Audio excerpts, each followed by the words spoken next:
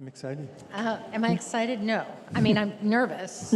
I get very nervous, but I'm blessed with the gift of nobody being able to tell that I'm nervous. So if I don't happen to say on a microphone that I'm nervous, they'll never know. Yeah, no, all my life I've done something and then people said, oh, you did that really well. Oh my God, I was so nervous. You didn't look nervous. So it's a blessing and a curse.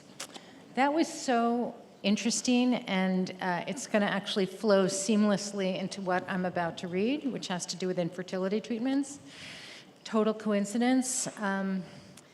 I've known Danny a long time, and I just, where are you, Dan? I just learned things about you that I did not know, despite having read so many of your books. So just a tiny little coincidence before we move on to the writers who are actually on the stage right now. About a year ago, I sent Danny an essay that a college classmate of mine had written. He particularly asked if I would send it to Danny, and he got a call one year from his son. This was a guy, went to Dartmouth with me, complete, Brahmin. He grew up in Newport. He wore a bow tie even in college. He became a doctor. He liked to sail. I mean, the whole thing. And his adult son called him one day and said, "Dad, what's this about my DNA test saying I'm 1/4 Ashkenazi Jew?" And he made this pretty much the identical discovery that he had been conceived by artificial insemination with a Jewish medical student in Boston. He had no way of asking his parents about this, and it was just fascinating because he found all of these things that he felt made sense to him, his interest in medicine, and nobody in his family had ever gone into medicine. The fact that all of his friends were Jewish was just crazy. Anyway, he really wanted Danny to read about his story, and I think there are just so many people out there. I've never taken a DNA test. I would be absolutely shocked if it showed anything apart from what I already believe. Okay, sorry about that. Detour over. David and I just met last night. I read his book last week. I loved it. It made me think about all these other books that I also love, which we can talk about. But what we're going to do is we're each going to read a bit and talk about the books that most fit with the theme of family. So I'm going to go first.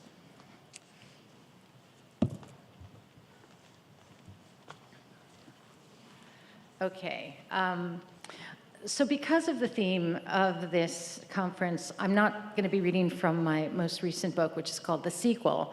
It is a sequel to a novel called The Plot. I'm going to read from this novel, The Latecomer, which was published between those two books. But it was written before The Plot, and I've been working on this book for quite a long time. As Danny said, I had not just written myself into a wall, I had written myself into a stockade. I mean, I was just writing it and rewriting it, and things were not going well. At this point, I was orphaned at my publisher, which the writers in the room will know. This is a very common publishing experience where your editor leaves before your book is published, and that had just happened to me, which meant that I had no editor. But I did have a contract with this publisher, and I submitted a draft of The Latecomer, and they rejected it. And that was bad. Then we submitted it to my editor at her new place, and she also rejected it, but much more nicely. She said, it's going to be great, but it's just, you really need to write it again. And I spent the fall of 2019 rewriting this book and submitted it again in January of 2020, and she rejected it again because it was a mess. And I was a mess because I was out of ideas, and also I had this crazy idea that we were about to have a global pandemic that nobody else seemed to feel was a possibility, and they all thought I was crazy. So kind of in a bad state of mind when I went in for the latest postmortem of the latest rejection of The Latecomer. And in the middle of that meeting with my editor, I suddenly free associated a whole new novel about a writer who steals another writer's story and publishes it as their own. And my editor got very excited about this idea, and the next day bought both books, the one that didn't exist and the one that she had rejected the day before. So it was like the single most exciting day of my life as a writer was that day. Then the pandemic started, and I wrote the plot in 4 months. And it was such a huge contrast to what was going on with this thing. And after I finished, I went back to my poor novel, The Latecomer, and I picked it up and I read it again, and I saw immediately what the problem was. So, I mean, it took writing a whole different novel to clarify, sort of like what Danny was just talking about with Signal Fires, which is, we've got to talk about that. Okay. So The Latecomer really fits this theme of family better than any other novel I've written. It is about a family. It's about a family named Oppenheimer, no relation. This fictional family is descended from a real person, Joseph Oppenheimer, who in the 1730s was a court Jew in Stuttgart. And he handled the money for the local aristocrat, who, in the only image I've ever seen of him, the aristocrat, looked a lot like Henry VIII at his, like this. And so when I tell you that this guy dropped dead one day, you probably would think massive coronary.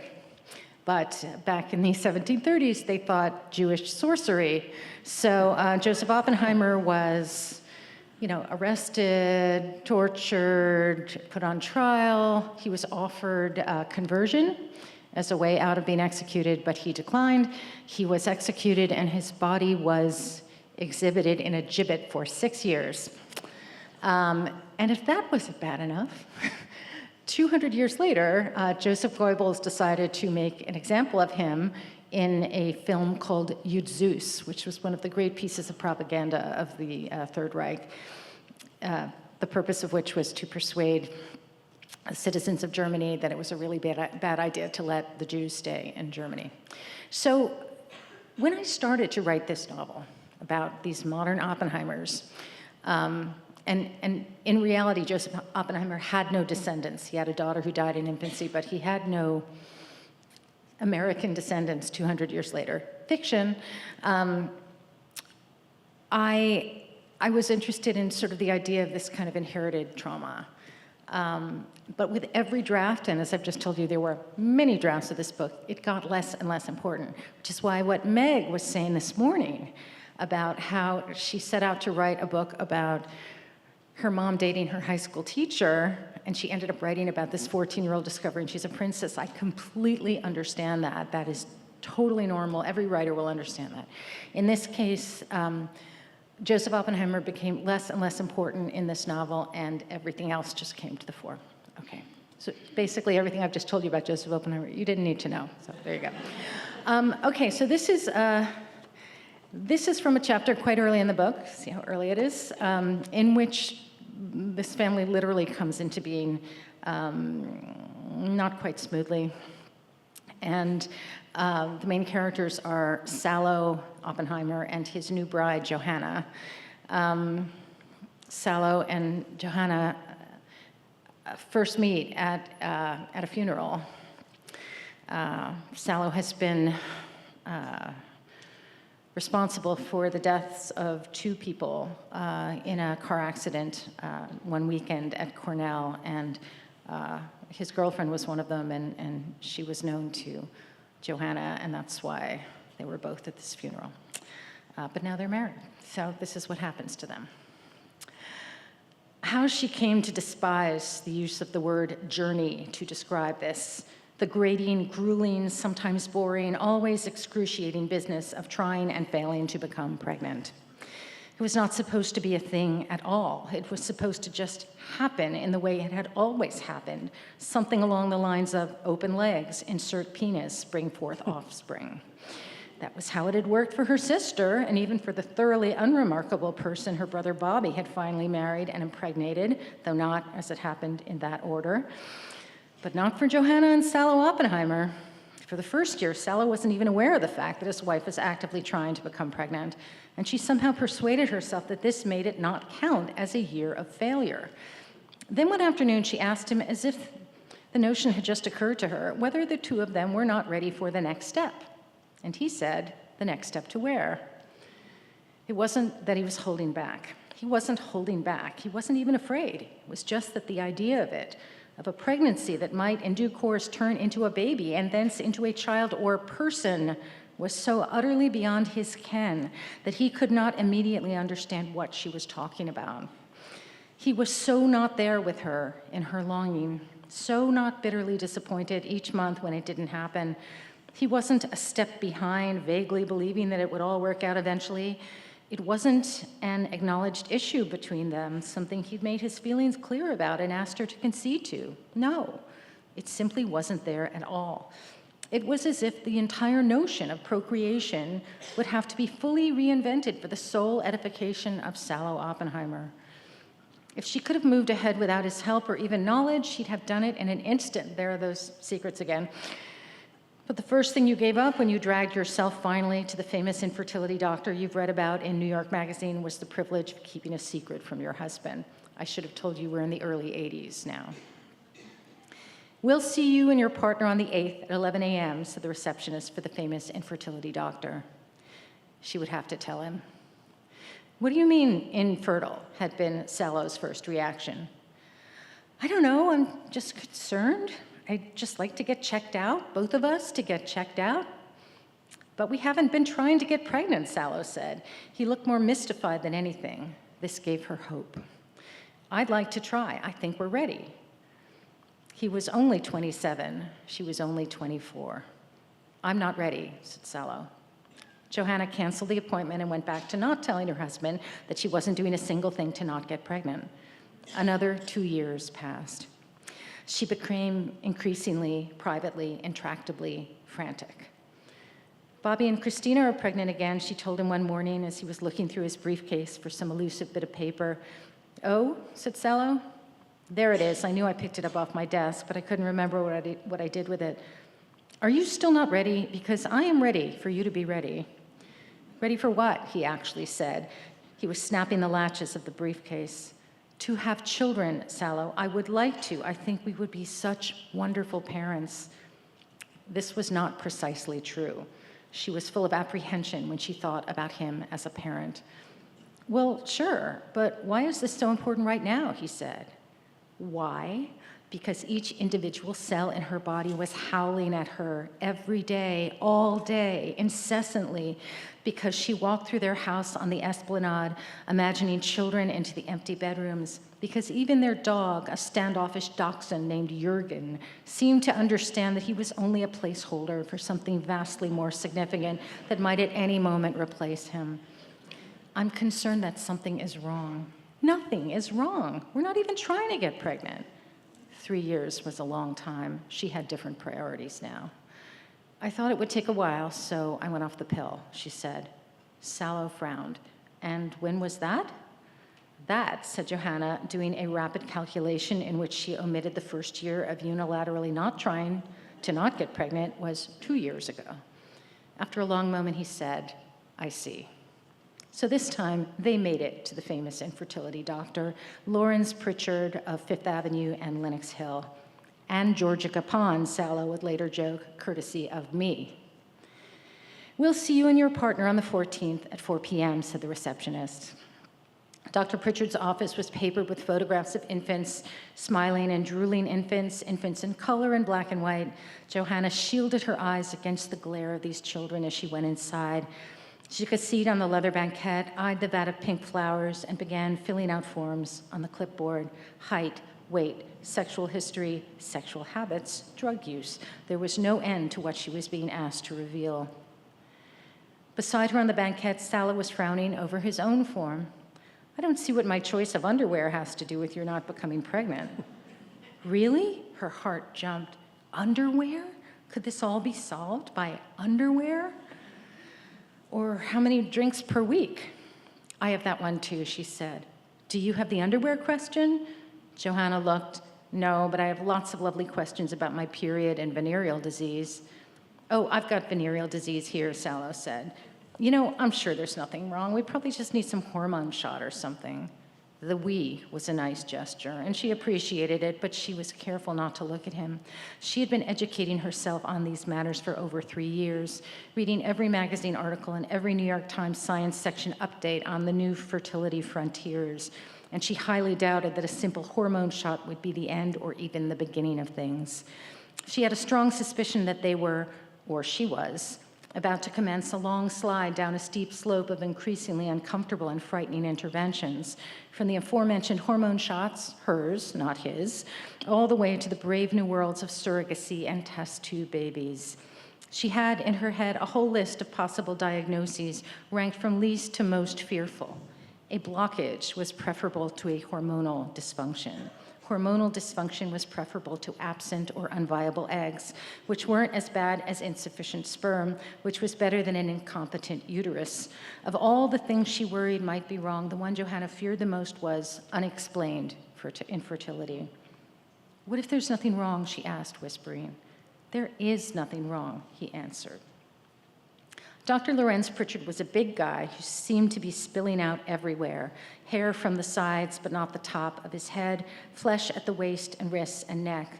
He was waiting for them at a long antique desk covered with files and legal pads and a small plate on which remained the corner of a tuna fish sandwich on rye and a crumpled napkin. "Dr. Pritchard," he said, extending a faintly fishy hand. They both shook it. "I read about you in New York Magazine," Johanna blurted. "Okay, which year? We're so much further along than we were even a few years ago." "Well, good," said Johanna, forcing a smile. She knew exactly what he was referencing, of course. The test tube baby, Louise something, was 2 years old, and that was long enough for an entire genre of TV movies to have been written, produced, aired, and seen by herself. There was a story in Ladies' Home Journal about a couple who'd paid a woman to be pregnant with the husband's child, and then the woman had just handed over the baby to the father and his wife after it was born. They all seemed happy about it, but it sounded horrible to Johanna. She wanted to be pregnant with her own baby. And anyway, what if the other mother, decided she wanted to keep the child after it was born? What then? It wasn't as if you had King Solomon on hand to settle things. "I'm afraid there's something wrong with me," Johanna said. Then she started to cry. Dr. Pritchard, to his credit, took this in stride. He'd been a perennial in New York Magazine's Best Doctors issue, as long as Johanna had been checking. He'd seen crying women before. "Mrs. Oppenheimer," he said, passing her the Kleenex, "I have treated over 500 couples, the vast majority of whom are now parents, some several times over. Occasionally, nature doesn't go our way, and that will always be true. But I can promise you that everyone in our office is here to support you on your infertility journey." Even in the depths of her embarrassment, our mother found room to despise the term. "So you got yourselves here, and that's the first step, also the hardest. A blatant lie," as Johanna would later be the first to say, a ridiculous lie. Getting herself and Sallow into an office where his underwear and her menstrual cycles could be scrutinized had certainly not been fun, but it wasn't by any measure harder than some of what lay ahead. From the hormonal testing to the early morning sperm analysis to the Clomid prescription she walked out with that very first day, a drug that made her even more weepy, crazy, and scared than before, to the I've got to learn to pronounce this word, hysterosalpingogram, which Dr. Pritchard's radiologist herself referred to just seconds before actually performing the procedure as having your tubes blown out. It was all terrible, fearful, and degrading, and useless. Another year of months passed in rage and depression. So much blood through the cervix, so many filaments of hope gone forever. It was with these first official steps of her infertility journey that Johanna felt the strong embrace of her husband's money for the very first time. In the midst of her great and ambient distress, it was at least good to know that they could pay for whatever interventions Dr. Lorenz Pritchard felt like tossing their way, especially since they were both still young, and there were, as he was forever telling them, always new protocols and procedures coming down the pike. "Whatever we need," Sallow had told her before they even got home from that first appointment. "Whatever it takes." What it ended up taking was the next 4 years of their lives, beginning with the vindication of Sallow's sperm and moving on to the blowing out of Johanna's fallopian tubes not once but 3 times. She could not be ignorant of the extreme unpleasantness of this procedure after the first time, sadly, and 4 rounds of doctor-assisted insemination and 6 of hormone-assisted egg production, extraction, fertilization, implantation, and ultimate disintegration. It was in Dr. Pritchard's office during the postmortem on this 6th go-round that the dreaded S word was first mentioned. "I don't want to do that," said Johanna between sobs. "It is my recommendation," said Dr. Pritchard, "at least that you explore the possibility. You two are not having a problem producing viable embryos, but they are not surviving the transfer. I've had many patients who have been able to work around this impasse by means of a surrogate.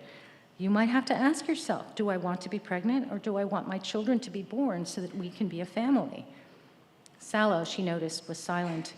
Was he asking himself the question, or was he wondering what his wife actually wanted? "Oh, of course, the latter. I know, but it's hard to give up." "You've done everything, Johanna." At some point after year 2, she had become Johanna and Sallow. "Above and beyond, I would say." "Me too," said Sallow. "I mean, one more," Johanna said sharply. "Okay?" She blew her nose and attempted some humor. "One more for the road, and then yes, I promise I'll do it." And so it was back to the injections and the extractions, and 4 perfect eggs landed in one of Dr. Pritchard's petri dishes, the cradle of life as she had privately taken to thinking of them. Those 4 perfect eggs, fertilized, began to bubble and brew their way into being, as had fully 13 of their proto-siblings. And when the time came to transfer these precious final quintessences of Oppenheimers, Dr. Pritchard chose 3 at random to journey on to the dubious destination of their mother's womb, her much maligned womb, and dispatched the 4th to a freezer in a special facility somewhere in Connecticut, there to wait for the surrogacy they all, even Johanna, expected to ensue. One more for the road. Who knows why it worked at last and so spectacularly? She'd had the good news pregnancy test twice before, and once even brutally a stoic little heartbeat so loudly magnified in Dr. Pritchard's ultrasound room that it hammered like something out of Edgar Allan Poe. But it was still gone only 2 weeks later, after she had told everyone, including in floods of tears, her parents. So when she made her way down that long and terrifying corridor in Dr. Pritchard's office at the 6-week mark and wiggled up onto that table of torture with its unforgiving crackle of sanitary paper and pulled up her shirt for Loretta, the Irish sonographer, to goop her abdomen with gel, she had only the barest hold on her own imminent devastation. One more for the road. Technically 3 more. Her 3 final chances for the only thing she had ever made so bold as to request from the universe. But then Loretta, who had been present at every one of those 13 embryonic failures, and who, moreover, had seen some of the most powerful citizens of the metropolis wail and weep, sometimes in happiness, sometimes in grief, lowered her magic wand over Johanna's belly, and the cacophony of life came thundering through. And not a single thump either, or even a duet, but a crashing, howling trio. Johanna Oppenheimer was literally teeming with life. "Well now," said Loretta, whose Cavan accent had never shifted despite 40 years in New York. She was grinning at the screen. "You folks, everything you've been through, I said a rosary for the Oppenheimers. I don't mind telling you, I don't do that for everyone." She heard someone say, "Oh, wow," and thought of Andy Warhol, because only a week earlier they'd watched some television program about the artist. He'd stood over a gaggle of assistants as they silk-screened Uncle Sam onto canvas and said the same thing. "Oh, wow, oh, wow." Now, when she turned her head to look at Sallow, he himself looked silk-screened and in a shade of green she had never seen before. Or perhaps it was making him actually physically ill. The news that he was now and could never, for the rest of his life, escape being somebody's father. A whole bunch of somebodies, in fact. That was outstanding. That was really great. That was terrific. Okay. Okay, my turn. Your turn. I think maybe stay I'll there? just go straight ahead, and I might just sit here. Okay. Is that okay? Is that going to work? Yeah. Okay. This is. Oh, I guess I have to put glasses on. So. This takes place also pretty early in the novel, The Beads. And it involves two of the major characters, Oliver and his adopted son, Darius. And they've been spending a weekend in New York. Darius is down from a boarding school. And his father, Oliver, is gradually becoming more and more eccentric. And he's well on the way to becoming mentally ill, in fact. He and his wife have divorced, but she still lives in a separate room in the family house in New Jersey with her new lover. And the occasion for this weekend visit is Oliver introducing his son to his own new love interest. And she happens to be the sister of a kind of outsider artist, rich, they're from a very wealthy milieu, a rich eccentric who actually once owned Oliver's big New Jersey house and in fact hanged himself there, but that was a long time ago. Darius finds his art, which he sees at the sister's house, and art in general for him, sort of hypnotic.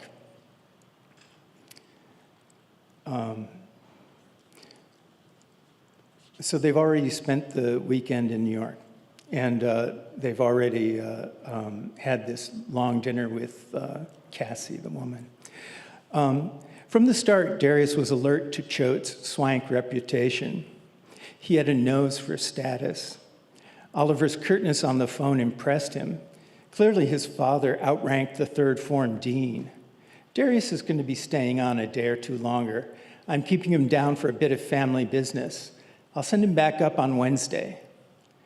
Darius knew his father only wanted impersonal company for a few more days in New York. Even a child attendant would work. That didn't keep the boy from imagining real family business might be in store. The hours sitting in the dim hotel room until Oliver rose at 10 were made interesting, even suspenseful, by exercises of imagination. Darius had never spent time alone with his father. And observing Oliver closely really did absorb him. The way his father slept in the ashen light of the curtained hotel room, hands praying under his slumped cheek, hopeless and suppliant like one of those plaster Pompeians, more model than man, was poignant to Darius and filled him with adult-like pity. Even his father's ugliness was touching when he was asleep. Oliver wasn't the type to snore aggressively, to fling out hairy legs and work tanned forearms.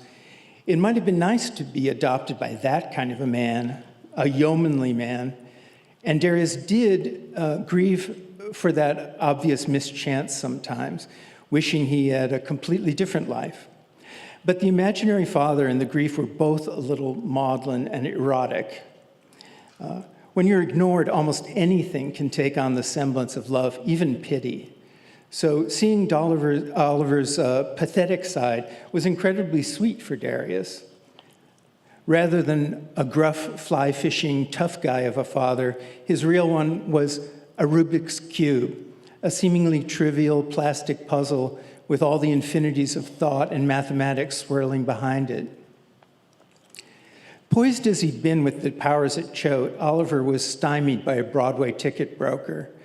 Their phone call devolved into lofty bickering. Going to the theater was canceled when Oliver hung up and remarked, more bewildered than angry, "Well, we won't do that." He proved inept at arranging anything. The museum they wandered to at noon on Monday was closed. At loose ends, they dawdled in Central Park. A twitchy sneer directed at Darius was the only sign that Oliver was aware of a failure. and he soon reminisced contentedly to himself about who used to live in which building. Now and then he glanced blankly at Darius as if at a limb asleep, not a son. For his part, Darius was too uncertain of his father to make suggestions. Footsore and famished by dinner time, they ended up at the overfamiliar Veau d'Or again. Nothing Darius watched his father do seemed quite right. It ran deeper than worldly incompetence, quirky facial expressions, and the wrong tone of voice. After lunch at a midtown diner the next day, Oliver stopped Darius from taking a pastel mint from a huge snifter by the cash register. He gave a warning jerk of his head. Not a good idea. The cashier was watching him and raised her threaded eyebrows indifferently.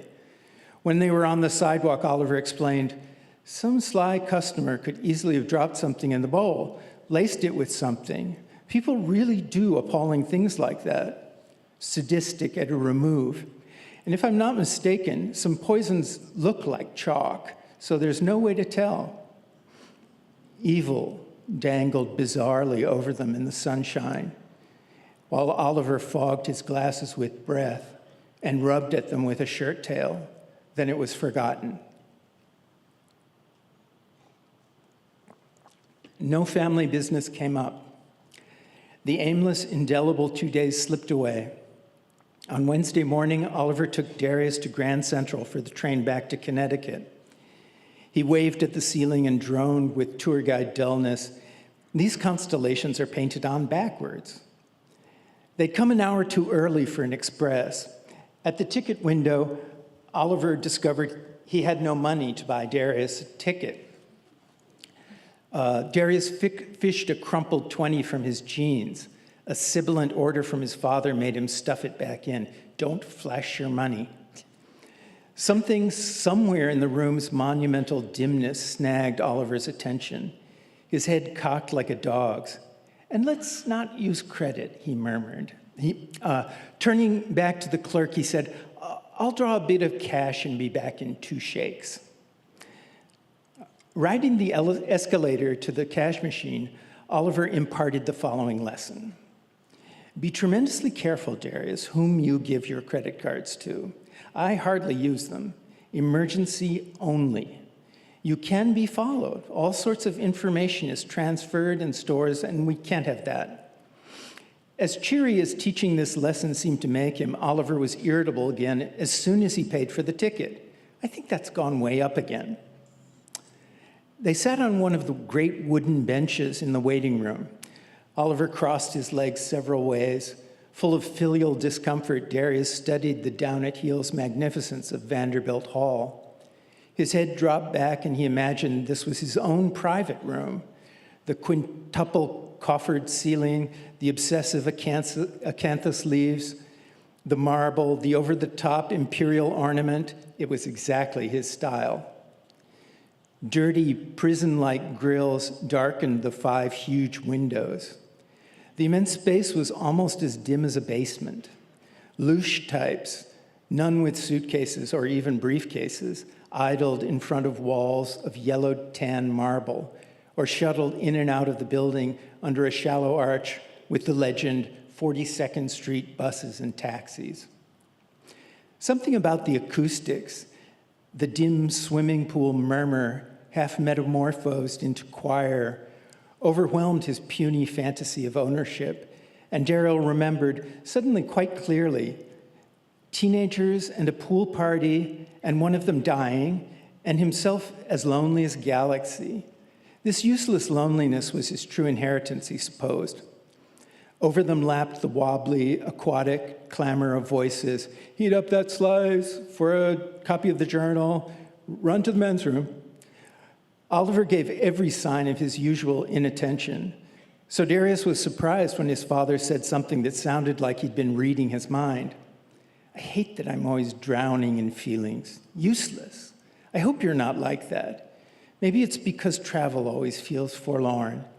People like us should probably call it forlorning." His nose hitched at his glasses when he tilted his head back to squint at the gloomy iron chandeliers. If we happen to be alike at all, that is. The older man heaved a summing up sigh. You do seem almost sad. Did you have a good time? All right, Darius said, cautiously mundane. Was there something you wanted to do that we didn't get to? No. What did you enjoy best? I don't know. Did you like Cassie? Yeah, pretty much. Just that? No, I liked her. Did you fall in love with her? Will we have to fight it out, you and me? Darius ignored the half-hearted provocation. Conversationally, he said, I wanted to talk to her more about... He was unaccountably tremulous, liable to tears even. He forced it out. You know, Colin, who used to own our house, her brother, the artist guy. Colin!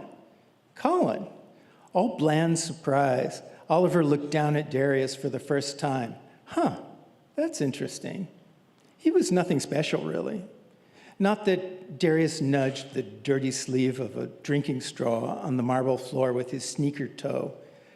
I liked that thing of his. Why on earth? But Darius only shrugged. He stretched to push the strip of paper even further out of reach, and his crotch rose from the bench. Do that, and you'll get all these men eyeing you, Oliver commented. It wasn't a complaint or a warning. Darius settled back onto the honeyed wood and looked around. An alert, pot-bellied man had paused by the passage to the men's room, his eyes on Darius. Another man with an over-careful coif and a slippery gaze had been standing there for quite a while. They looked normal to Darius. As always in those days, the homeless were everywhere, reclining on the other benches, dozing on the marble floors, human heaps of rags from a differently colored universe. They didn't seem to have bodies or heads, much less eyes. Was Oliver talking about them? Sometimes something glittered in the muddy folds. Were they watching? Oliver's chin did thoughtful calisthenics, rising, crumpling. You know, he said, I could get that battle of what's it artwork. Hardly know what to call it. If it's something you want. Darius opened his mouth in wild orphan boy gratitude, an expression which, though real, felt fake. So he was glad Oliver didn't look at him. He suppressed the expression. Yeah, yes, he was explicit. I could give it to you. Cassie has started to be a good friend. The offer appeared to embarrass him. He hurried on. Do you know what I'm doing right now? Darius shook his head. He said no when Oliver still wouldn't look at him. I'm counting the money in my wallet, what I just got from the cash machine. You really have to be careful about flashing money. He looked around the room to demonstrate alertness. I have a very sensitive thumb. Maybe beading helps. Anyway, you can learn to do it like this with your hand in your pocket without ever taking the wallet out or opening up. It's a rough count, but still. Soft, demented laughter bubbled from his chest.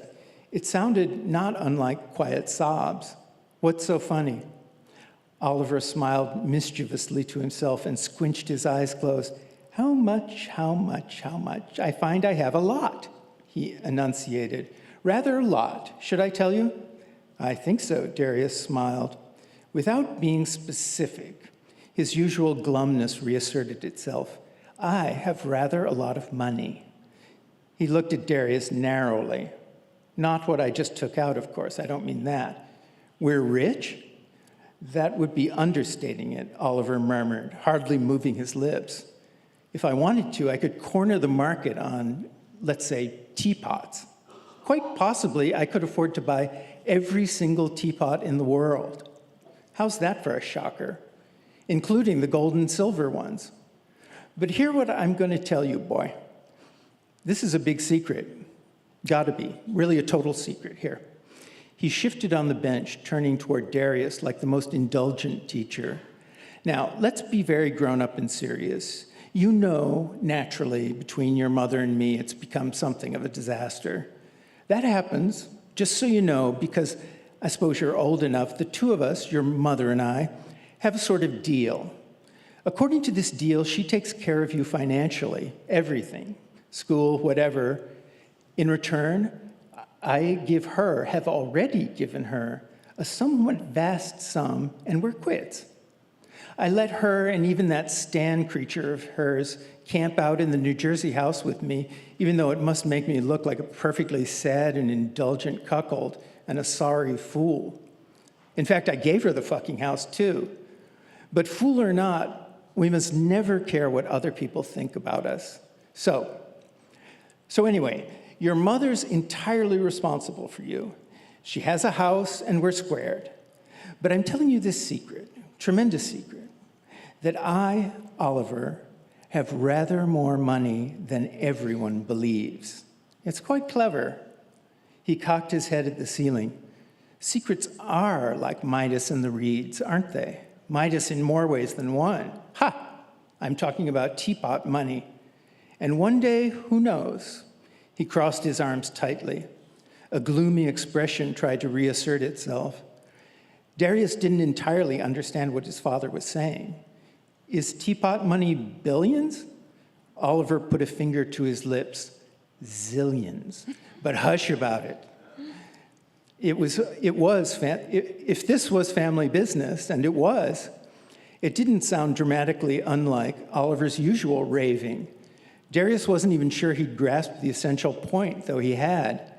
You mean you have a lot more than you told Mom? Oliver nodded. Is that allowed?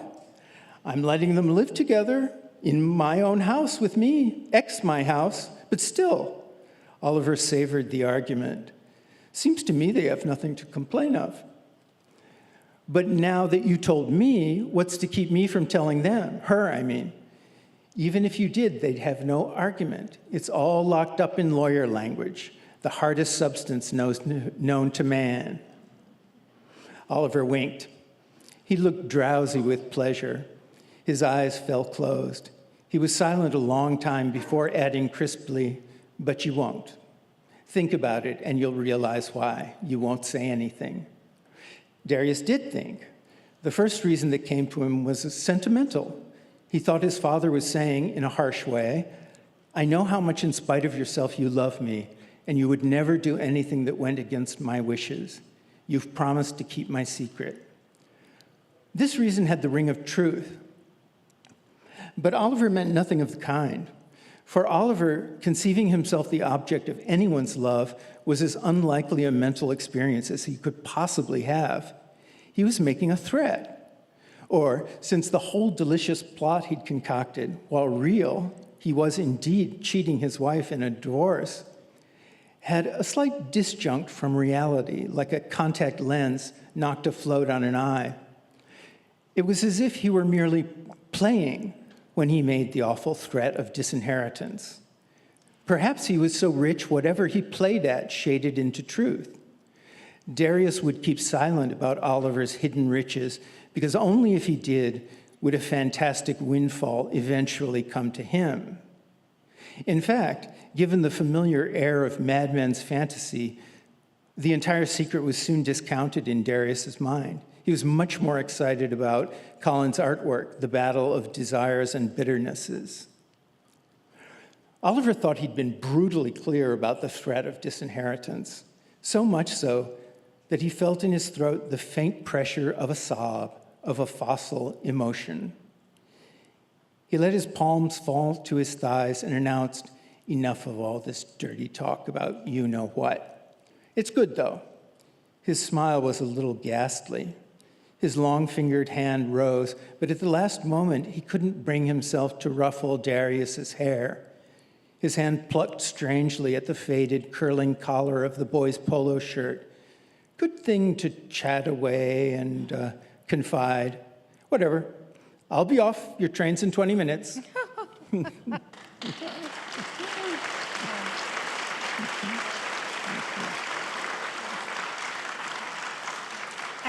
I have to ask about your family of origin. Well, I mean, I don't have to, but I mean, I'm compelled to. yeah, it's not my family at all, actually. I mean, my family was really dull, Midwestern. I'm from Cleveland. I have lived most of my life in New York, so, I was fixated on this glamour, and Darius is as well. So there are lots of similarities, but it's not an autobiographical book at all. I don't write autobiographically either, and I don't usually assume that people are drawing from their Right. loathed expression or lived experience. But you know, when I read the book, it really felt very, you know, very authentic to me. Yeah, and I was going to say, like, sort of speaking of, you know, not writing this sort of autofiction or autobiographical fiction, which I was deliberately doing there, and which you do too, it seems.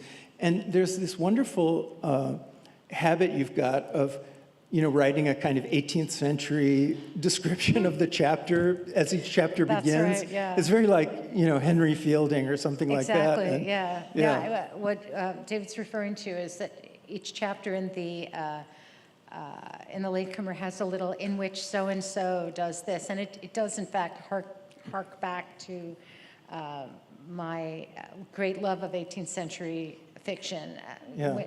When I was briefly an academic for about 2 years, my interest was the rise of the novel. It still is. In fact, as we were driving from the airport yesterday, we were talking about the rise of the novel. He told me. So I'm like, actually, you know, I kind of knew that not just a coincidence. That's just... You know, I love Jane Austen. A lot of people love Jane Austen, but I always wanted to know, you know, what was Jane Austen reading when she was a little girl? And she was reading this first generation of British novels. The novel was so young. The novel is still young. That's why they call it the novel. And look how far we've come just in math is not my strong suit, 400 years of the novel. It's kind of a contrarian opinion, though, because most of us, you know, go, oh, nobody reads anymore, nobody reads the novel, and, you know, we're all sort of on the brink of you know. It's like publishing. Publishing has been dying since it was born. When I worked in publishing for a year in the 1980s, all anybody talked about was how we were on death's door. We're still on death's door, and yet, I mean, people look at this room. Yeah. This room is full of people who read novels. Excellent. Yay!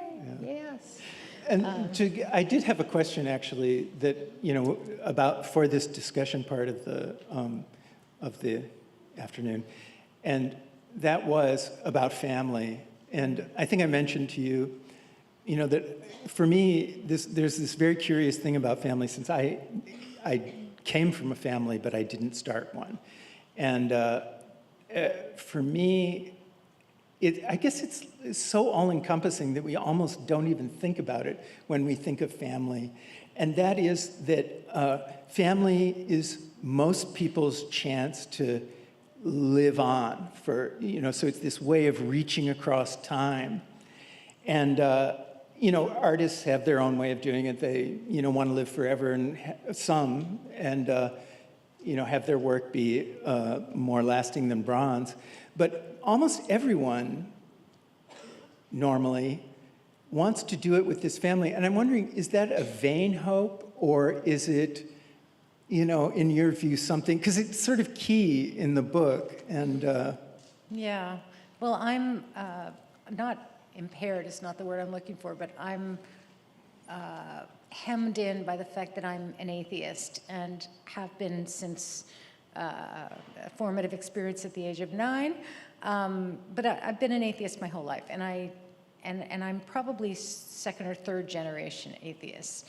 So when the reason I came one day late for this weekend is that the 8th of January is the anniversary of my dad's death, and we all gather as a family to have dinner and talk about him. And one of the things that we were talking about was, you know, did my dad care that we were not that my sister and I were not bat mitzvah, that we didn't have any other ritual? And we had kind of a disagreement about it, but I remember a conversation that I had with my father, who is a doctor, about you know, what happens after this, and he said, I believe you live on in your essentially your DNA. So, you know, when Danny was talking about and Arlo beautifully asked that question about giving up not just, you know, your idea of the past, but your idea of the past connecting to the future. I mean, I really had a pang. I really understood what a loss that must have been, because when I look at my children, I do get to see my dad, and that's, you know, that's all the immortality I'm looking for. I don't need anything else. Yeah. That's impressive. I feel like I went really wide on that question. Sorry about that. Okay, No. I have a much more earthbound question for you. Yeah. Lawrence Academy, the prep school in your novel. I have to know, is it Lawrenceville? No, actually. Because my daughter went to Lawrence. Oh, is that right? So, Yeah. So I was amazing. like, I kept looking for No, like, no, landmarks. I just, you know, made that one up. It's, you know, I went to Choate, though, like Darius did, and briefly. I didn't last. And yeah, so no, that's made up. It's a lot like Hawken. I grew up in Cleveland, and you know, if there was a model for that, and I guess, you know, like sort of as a writer, you're always modeling things a little bit on, you know, what you're familiar with. And so I kept having in mind, Hawken, which is a private school in Ohio. And yet, you know, there is a literature of prep school. I mean, World According to Garp, not I know. least. So that there is a kind of familiarity with that. I didn't go to prep school myself, a boarding school, but I feel like if I had to, I could create a passable. It's funny. It is this whole subgenre, really. And, you know, I thought when I initially started reading, well, I read this section at a bookstore, and I explained to people, like, well, this is a kind of novel that's not written. I mean, the whole novel just touches on a boarding school in this one little place.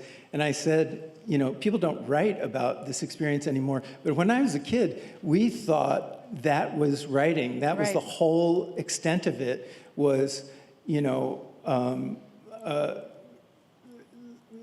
Catcher in the Rye and the boarding school experience, separate piece. And that that was it. Yeah, And I went even deeper than that. I love reading old school novels. I find them in like antique stores, and I read them. And even though they're by completely undistinguished writers of 100 years ago, I still like reading about what the rooms were like and what they ate for dinner, and you know, what the punishment was if you didn't memorize your Latin and stuff like that. That's interesting to me. there were some English ones, too. Yeah. Of course, Tom Brown's School Days. There One you of go. the great ones was Tobias Wolff's Old School. It's just one of my favorite novels. It's great. Okay, so the next thing that happens is we ask the audience if they want to. Sure, yeah. If there are questions. We have time for one question. Please rise and wait for the mic to come to you. I can hear Elaine Stritch saying, "Everybody rise." Maybe we've explained everything so clearly that nobody has a question. Probably. Okay. All right. Okay, let's follow the. I guess we did that. Thanks a lot. Thank you. That was really great. And thank you, Gene.